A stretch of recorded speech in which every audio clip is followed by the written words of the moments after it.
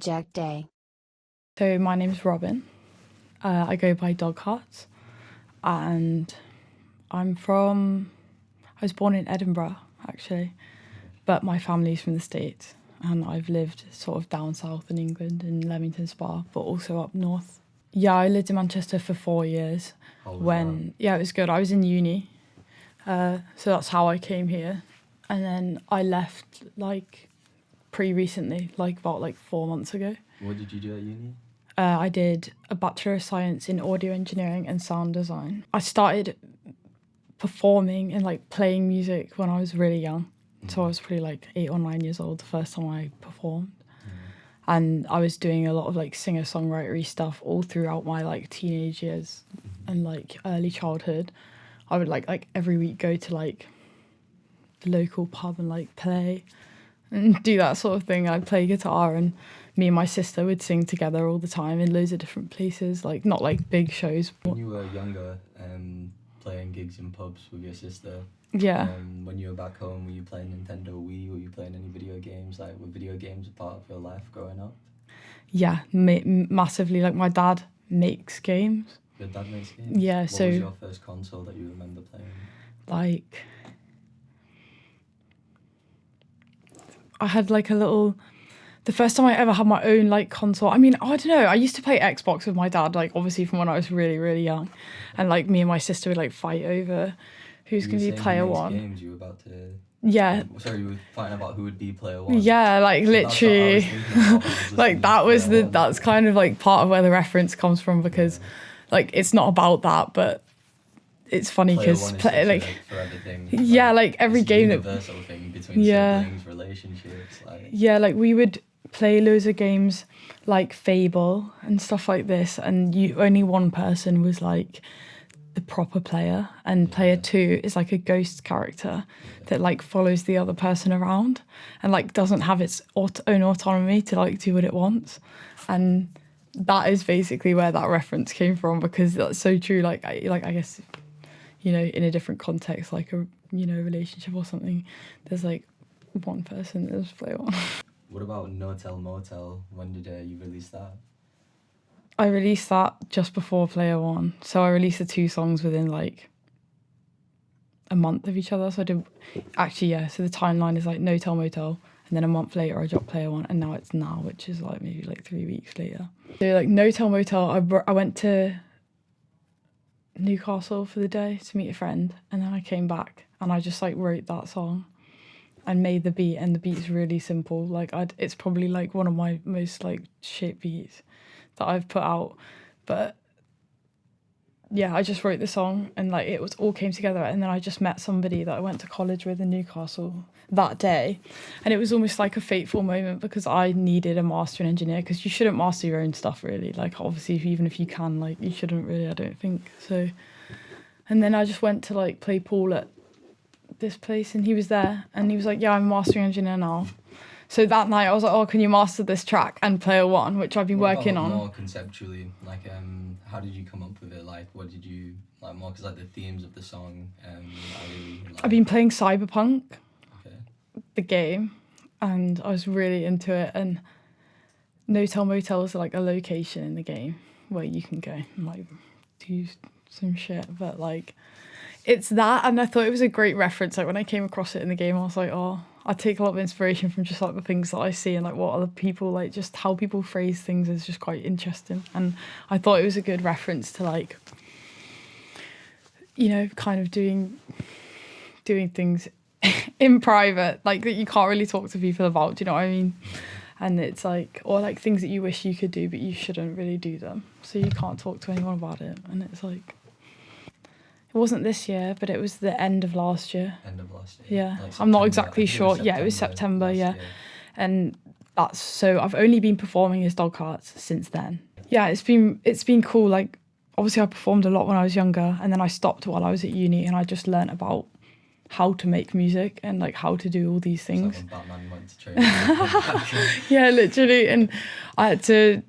I don't know. I just wanted to learn about it so I could do it myself. And then the day of KOMA, I released my first 5 tracks, because David asked me to play KOMA and I didn't have any music out. So I was like, this is a good opportunity to put some music out. And I've kind of followed that schedule now ever since. Like every time I've played like a gig that I thought was important this year, I've released music at like the same time, because obviously people kind of are more aware of what you're doing at those points. So that's kind of been a small strategy that I've used. I can't really say that I've got very far with it, but social media is not everything. Do you know what I mean? It's about learning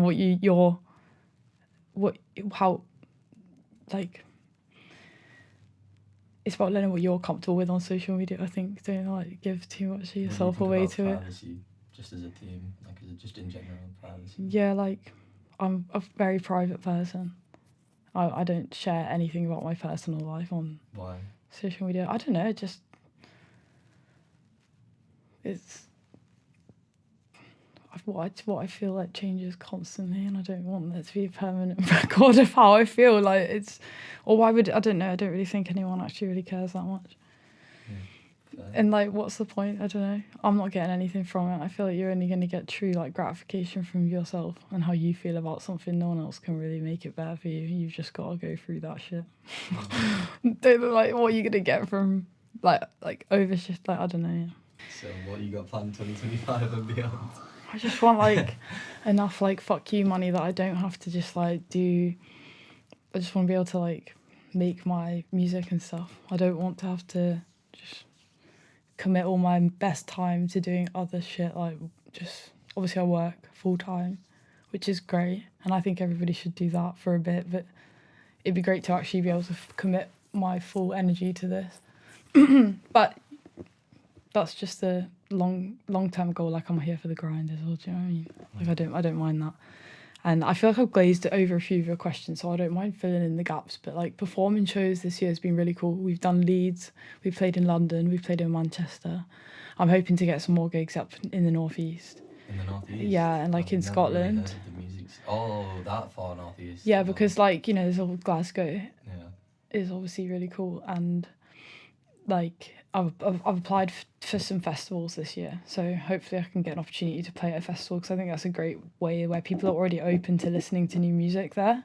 So if you can get there, I think I've paid a lot of attention to try and build in a bit more of a performance with what you're doing. Like, I guess getting up on stage isn't enough, especially if you're one person, to like fill up that much space. I don't have backing dancers, I don't play an instrument on stage.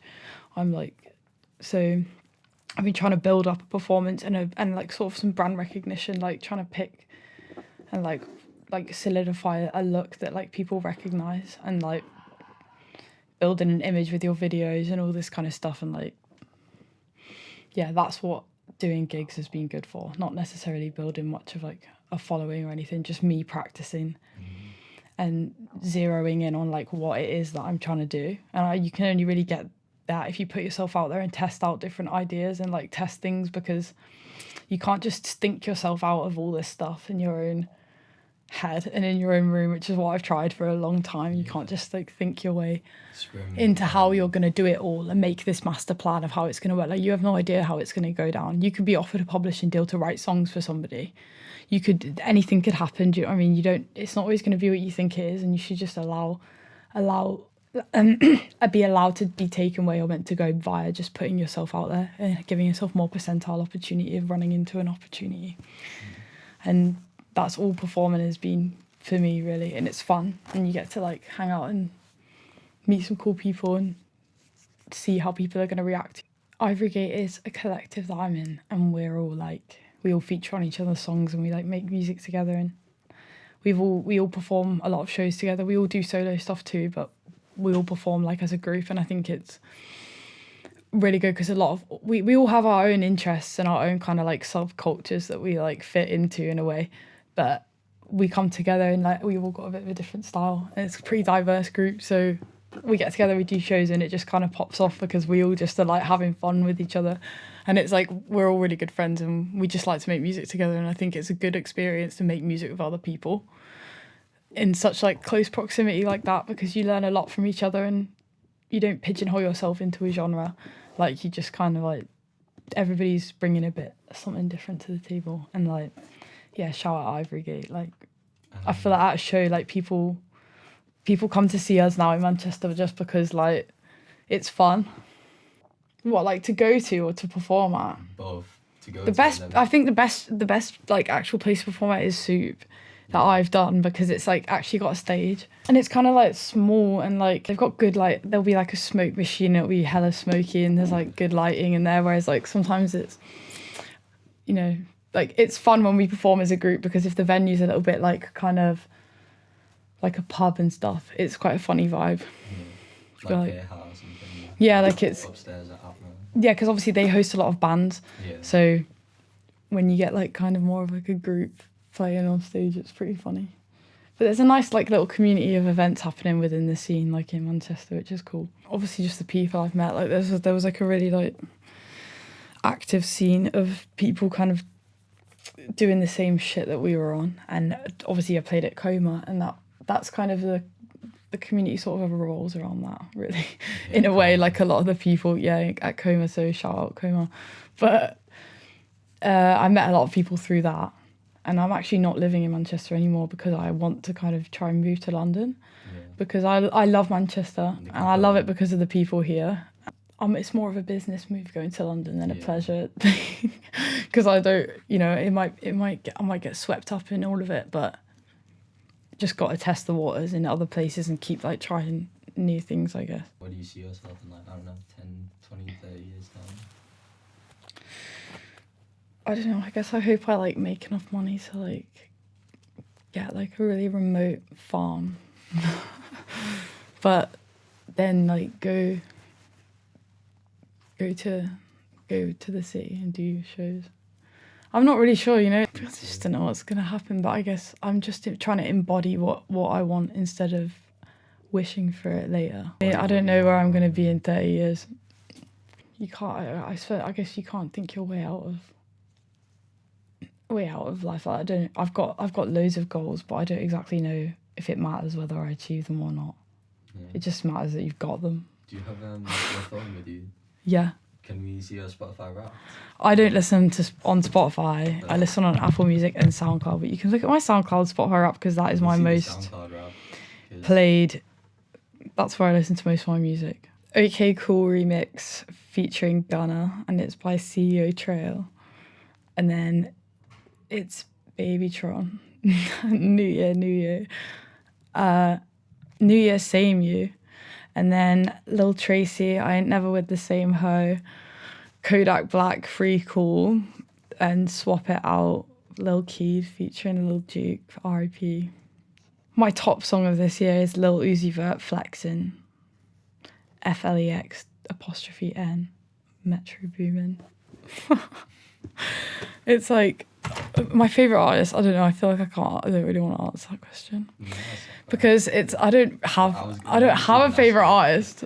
And you can't really use anyone as an example, but people who make really real music are being real because like that's what they're experiencing in real time. That's how they live their life. And when you encounter those people in real life, you tend to not actually like them. But when you hear it through music, I feel like you can kind of relate to a lot of the feelings that these people have. They just don't.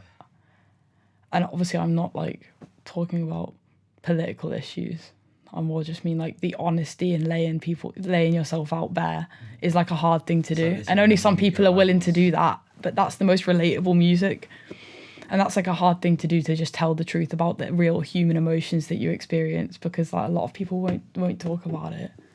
And they only experience it through mediums of like art and music and photography and dance and things like that. You know what I mean?